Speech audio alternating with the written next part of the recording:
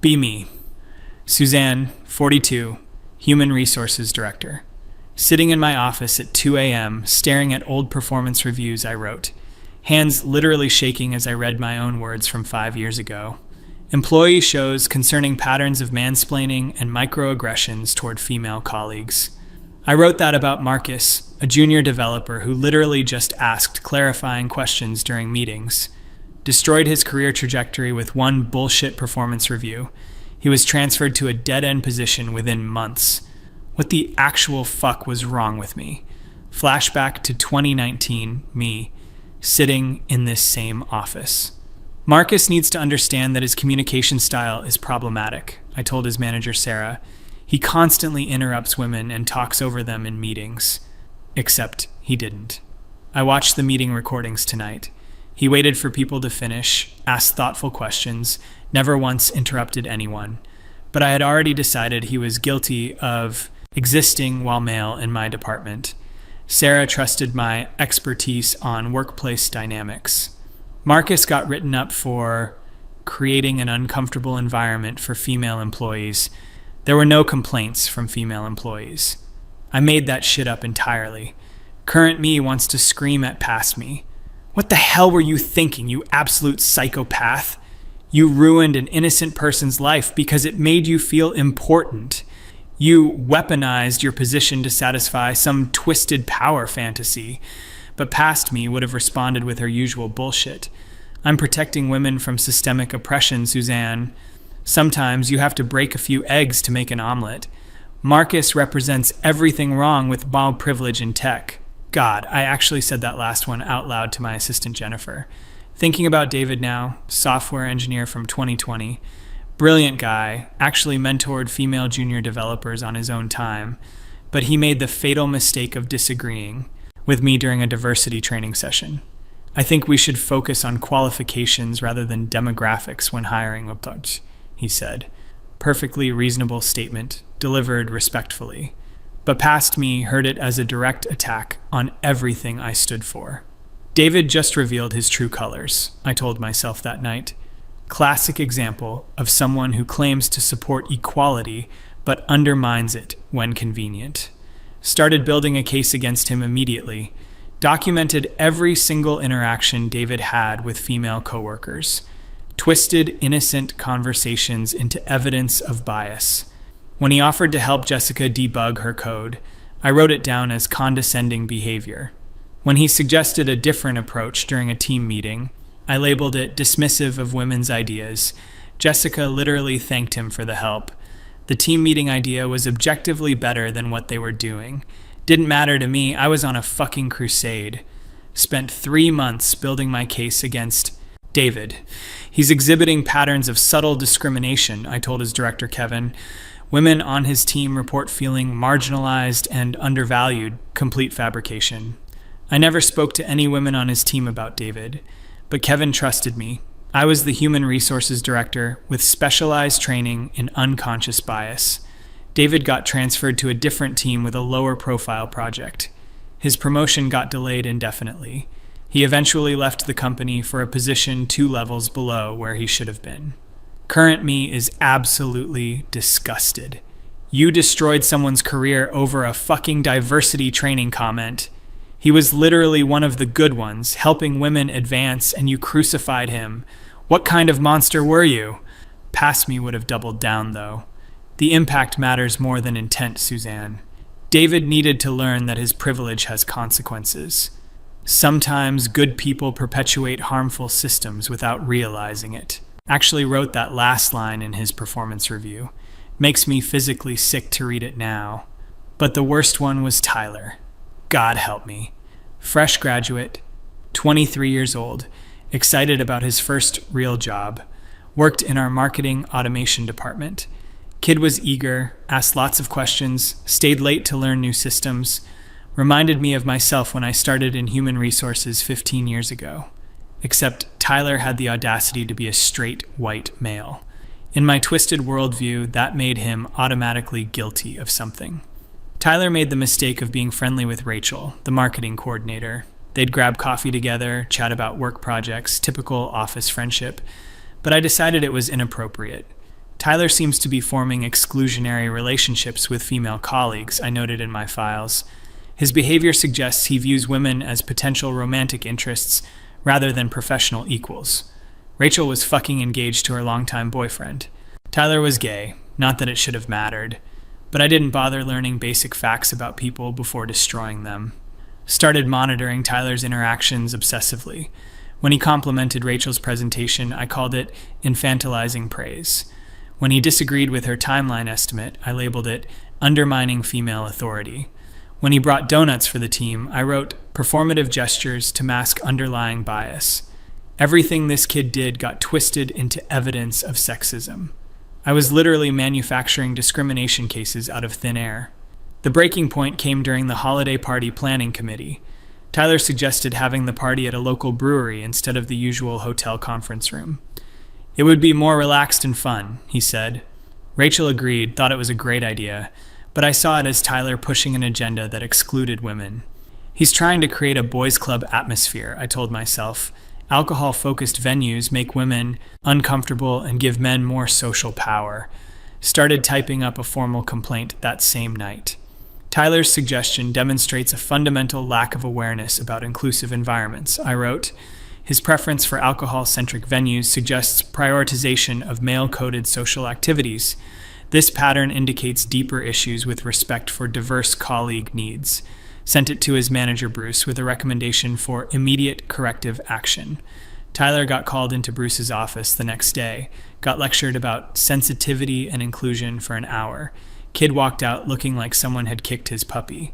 Tyler started walking on eggshells after that, stopped participating in team discussions, declined invitations to group lunches, worked with his head down, no more friendly conversations.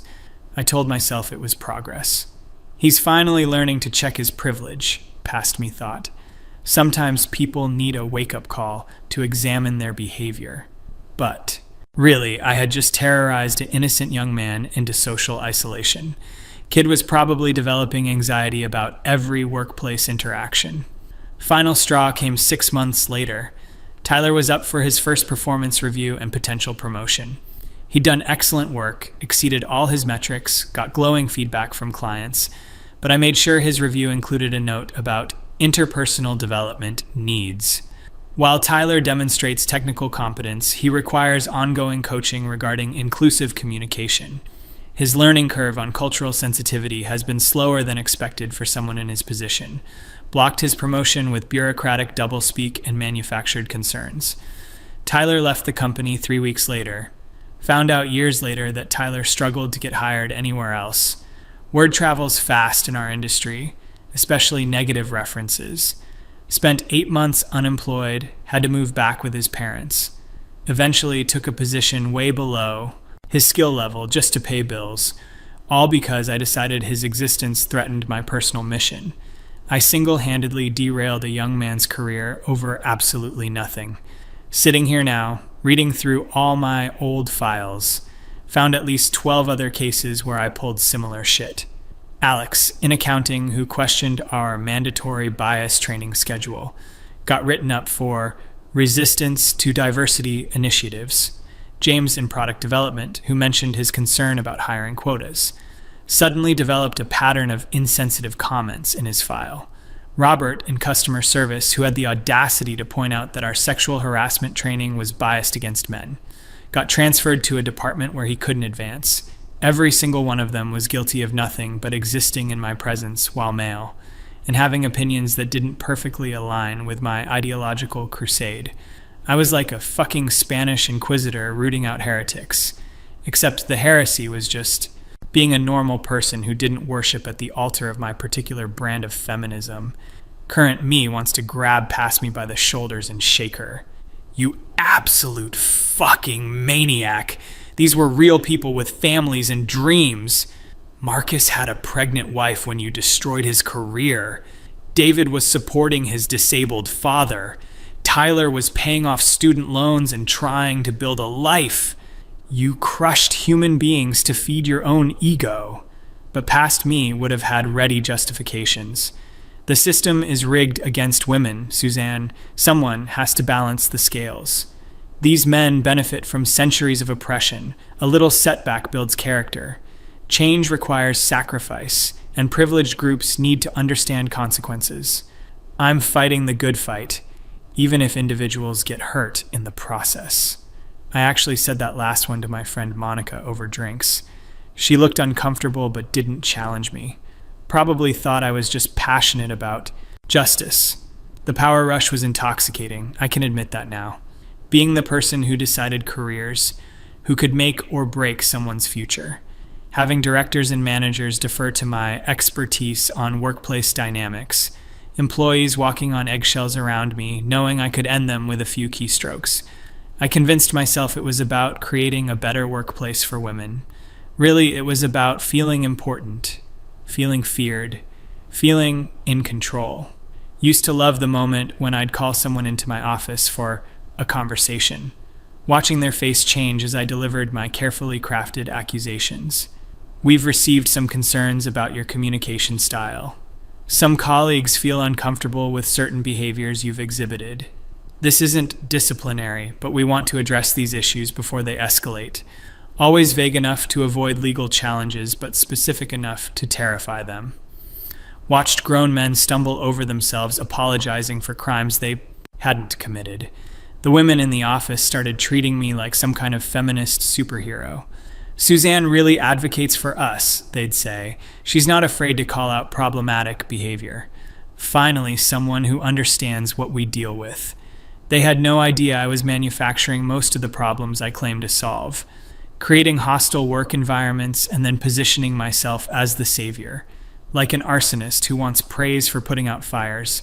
Kept detailed files on every male employee looking for patterns that didn't exist.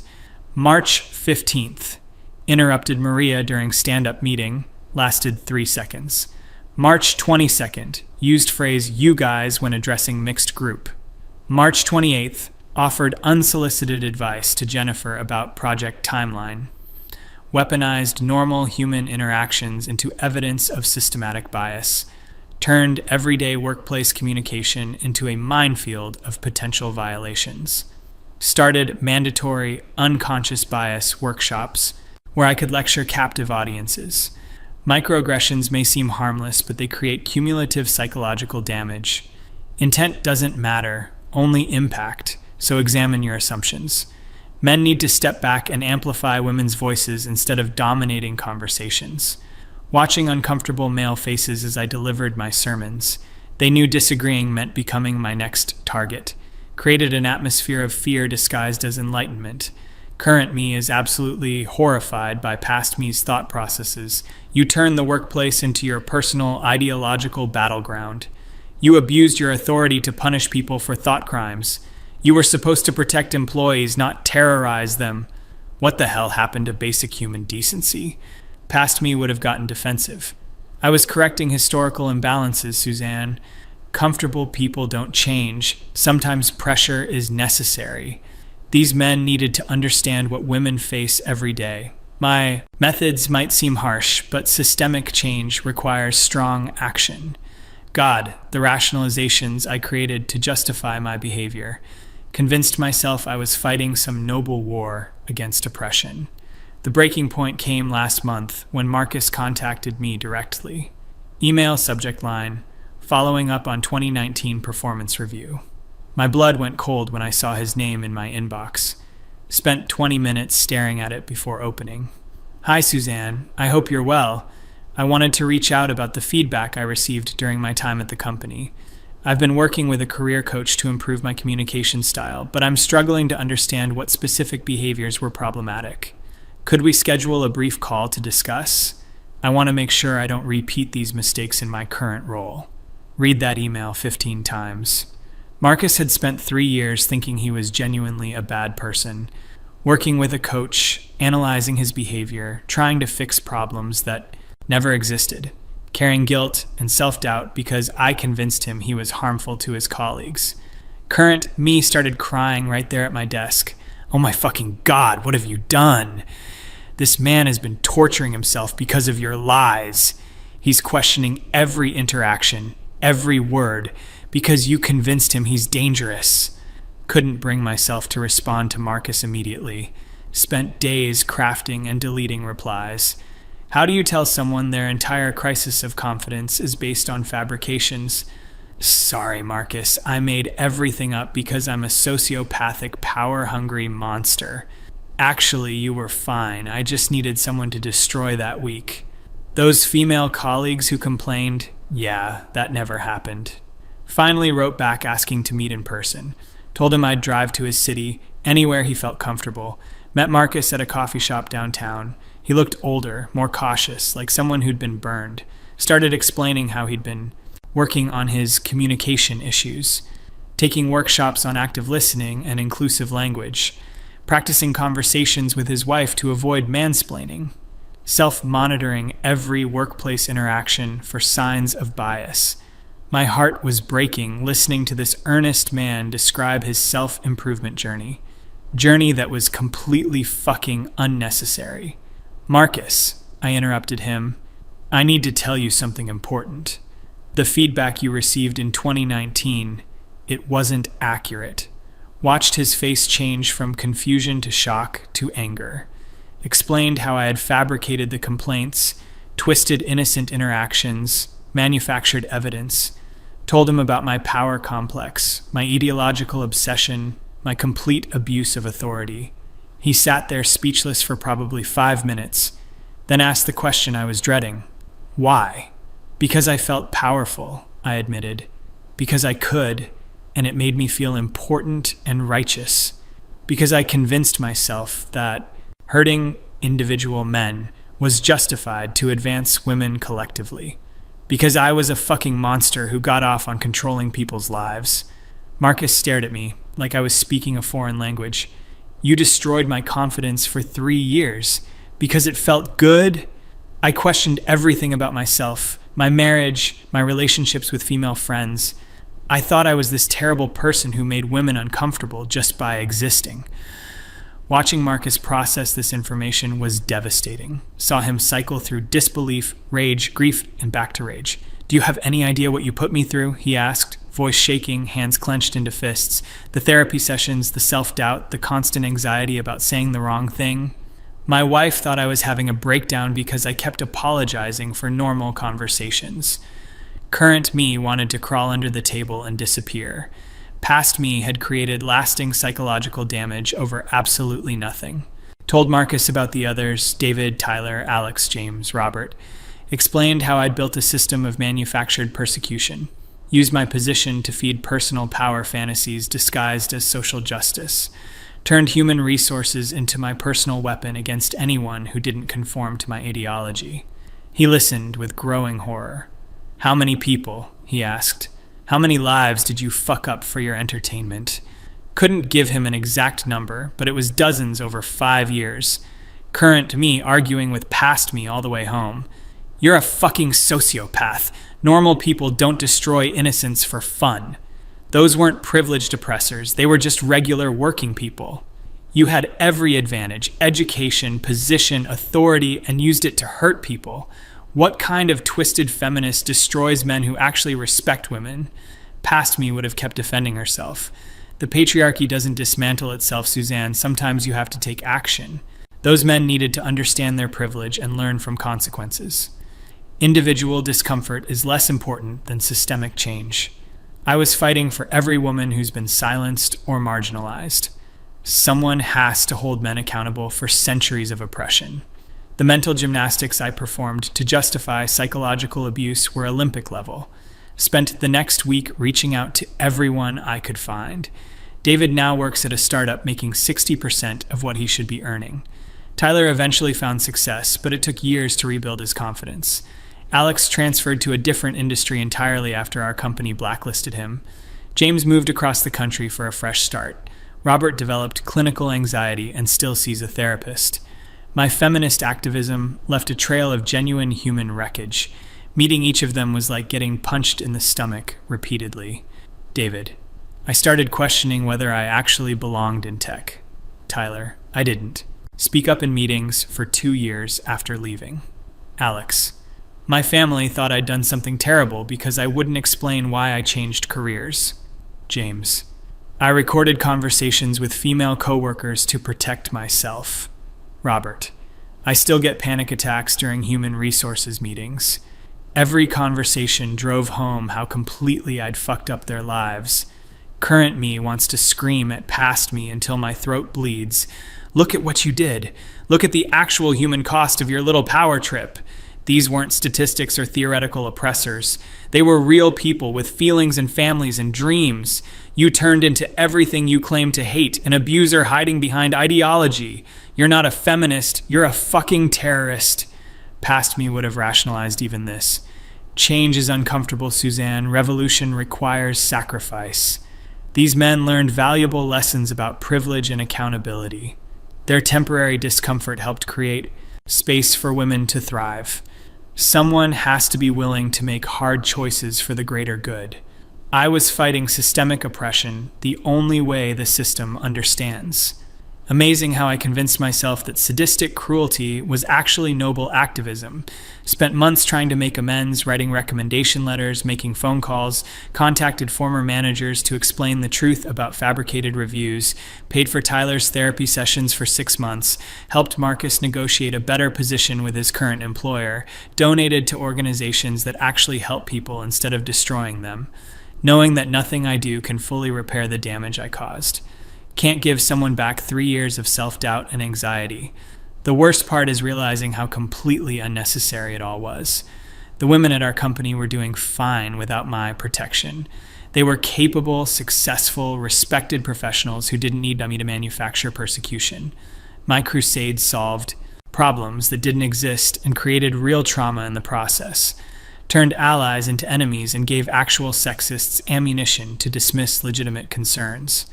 Set back genuine progress by making feminism look like vengeful ideology. Current me is filled with rage at past me's self-righteousness. You thought you were so fucking enlightened and progressive. Really, you were just a petty tyrant drunk on your own authority. You turned civil rights principles into weapons for personal gratification. You're the reason people think feminism is about hating men. You damaged the very cause you claim to champion. Past me would have dismissed all criticism as internalized misogyny. You're letting the patriarchy convince you that fighting back is wrong, Suzanne. Tone policing is just another way to silence women's anger. The system taught you to value male comfort over female justice. You're having a crisis of confidence because change feels dangerous. Remember why you started fighting in the first place. The circular logic I used to avoid accountability was impenetrable. Took a leave of absence to figure out what the fuck was wrong with me. Spent 3 months in therapy trying to understand my motivations. Dr. Peterson helped me trace the path from legitimate concerns about workplace equity to manufacturing persecution to feed power fantasies. You became addicted to the feeling of control, she explained. The ideology provided justification, but the real driver was narcissistic supply. You created problems so you could position yourself as the solution. Realized I'd turned feminism into a personal religion with myself as the high priestess. Anyone who questioned my methods was automatically branded a heretic. Created elaborate theological justifications for increasingly extreme behavior. Convinced myself that pure motives excused any tactics. Became exactly the kind of authoritarian I claimed to oppose. Just wearing different colored flags while marching people to the wall. Current me debates with past me constantly now. You weren't fighting oppression, you were becoming the oppressor. You used social justice language to mask personal sadism. You turned helping women into hurting men for your own entertainment. Everything you claimed to believe was just cover for being a fucking bully. You're a cautionary tale about ideological extremism. Past me's voice gets weaker in these arguments now. But systemic change requires individual sacrifice. The patriarchy doesn't respond to nice requests. Someone has to be willing to take difficult action. Historical progress always involves casualties. Even past me is starting to sound unconvinced by her own bullshit. Harder to maintain delusions when confronted with actual consequences. Wrote formal apology letters to everyone I could track down. not asking for forgiveness, just acknowledging the truth. I abused my position to manufacture discrimination cases against innocent people. I fabricated complaints and twisted normal interactions into evidence of bias. I caused genuine psychological damage to satisfy personal power fantasies. I turned human resources into a weapon against anyone who didn't conform to my ideology. I am solely responsible for the harm I caused and deeply regret my actions. Some responded with grace, others with justified anger. Most didn't respond at all. Marcus wrote back, "Thank you for finally telling the truth. The damage is done, but at least now I can stop hating myself. Tyler, I hope you understand that your apology doesn't undo 3 years of therapy and self-doubt. David, I'm glad you recognize what you did, but I'll never trust human resources departments again. Alex, fuck you. Your letter is just more manipulation disguised as accountability. All completely fair responses to someone who'd terrorized them professionally. Resigned from my human resources director position last month. Couldn't continue in a role I'd perverted so completely. Sent a memo to the executive team explaining my misconduct. Recommended external investigations into all my personnel decisions from 2018 to 2022. Suggested policy changes to prevent future abuse of human resources authority. Acknowledged that my behavior had created legal liability for the company. Executive team was shocked, horrified, and probably scared shitless about lawsuits. Current me wants to keep screaming at past me forever. You turned helping people into hurting people. You corrupted every principle you claim to uphold. You made feminism look like a vindictive hate movement. You were supposed to protect employees, not hunt them. You became everything wrong with institutional power. Past me has fewer arguments now, mostly just deflection. Everyone makes mistakes in high-pressure positions. My intentions were good even if my methods were flawed. Other people have done worse things and gotten away with it, so at least I'm taking responsibility instead of covering it up. This experience will make me a better advocate in the future. Weak sauce compared to her previous ideological certainty. Working as a freelance consultant now, helping companies audit their human resources practices, specifically looking for signs of abuse of authority and manufactured grievances, trying to prevent other sociopaths from turning human resources into weapons. Funny how understanding your own capacity for evil makes you better at spotting it in others. Every policy manual I review, I think about how past me would have exploited those loopholes. Building safeguards against myself, basically. Still have the internal arguments with past me every day. How did you convince yourself that destroying innocent people was justice? What the fuck was wrong with your moral compass? How did helping women turn into hurting men for fun? Did you become such a complete piece of shit? What would actual feminists think of your reign of terror? Past me's responses are getting pathetic. I was under a lot of stress. The system pushed me to extreme measures. Nobody taught me how to handle that much authority. I genuinely thought I was helping. Maybe I went too far, but the cause was just watching my former self deflate as her rationalizations crumble.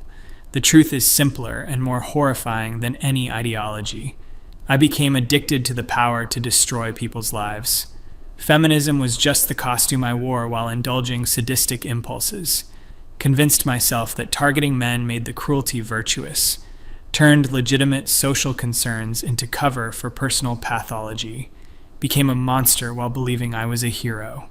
Current me's final argument with past me. You're the reason people think feminism is about revenge instead of equality. You're the reason men are scared to work with women. You're the reason human resources departments are viewed with suspicion and fear. You took principles meant to help marginalized people and turned them into weapons. You are everything wrong with ideological extremism disguised as social justice. You were never a feminist, you were just a fucking predator in activist clothing. Past me has no response to that, because deep down, she always knew.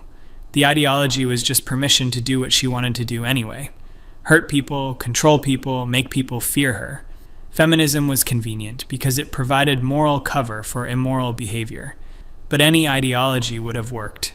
Sociopaths always find justifications for their cruelty. Sitting here at 3 a.m., looking at the wreckage of my career and conscience. Marcus is in therapy learning to trust his instincts again. Tyler still flinches when he has to talk to human resources. David changed industries entirely rather than risk another encounter with someone like me. Dozens of other men carry psychological scars from my activism. And for what? So I could feel important and powerful for a few years? The conversations with past me are getting shorter now, because there's nothing left to argue about. She was wrong, completely and catastrophically wrong. About everything, from beginning to end. Her methods, her motives, her understanding of feminism, her basic humanity. Current me won, if you can call it winning when the prize is acknowledging you're a monster. Past me whispers sometimes, late at night. At least you tried to make a difference. At least you stood up for what you believed. At least you didn't just passively accept injustice. But even those pathetic justifications ring hollow now. Because I didn't make a difference, I made everything worse. I didn't stand up for anything. I knocked down innocent people. I didn't fight injustice. I became injustice. Current me's final statement to past me. You are the worst kind of person, someone who turns helping others into hurting others. You took the noble goal of workplace equality and perverted it into personal vengeance. You destroyed good people's lives because it made you feel powerful. You are a cautionary tale about what happens when ideology becomes excuse for cruelty. You are not a feminist, not an activist, not a hero. You are simply a bad human being. And the only thing you can do now is make sure nobody ever becomes like you were. Past me finally stays silent. Because she knows it's all true, every word of it. She was a monster wearing the mask of a social justice warrior, and no amount of rationalization can change that fact. The only justice now is ensuring she never comes back.